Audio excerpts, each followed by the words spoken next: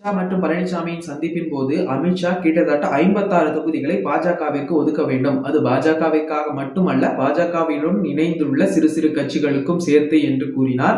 அதற்கு ஒப்புக்கொண்ட பழனிசாமி அதன்பின் கேட்ட கோரிக்கையை கேட்டு அதிர்ந்தார். அதாவது பாஜகவின் அமித்ஷா கிட்டத்தட்ட 3 அமைச்சரவை தொகுதிகளை பாஜகவிற்கு ஒதுக்க வேண்டும். ஏனென்றால் கடந்த மக்களவை தேர்தலில் நாங்கள் 11% வாக்குகளை பெற்றுள்ளோம் என்று கூறியுள்ளார்.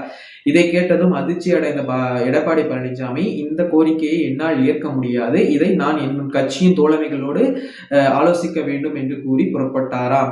பின் அதிமுகவின் கழகத்தின் ரத்தங்களிடம் கலந்தாசிக்கும் போது, நாம் இப்பொழுது பாஜகவிற்கு அந்த அதிகார பகிர்வை ஒப்புக்கொண்டால் பாமக போன்ற அனைத்து கட்சிகளும், கூட்டணியில் ஈடுபட்டுள்ள கட்சிகளும் தனக்கு அதிகாரத்தில் பங்கு வேண்டும் என்ற கோஷங்களை எழுப்பும்.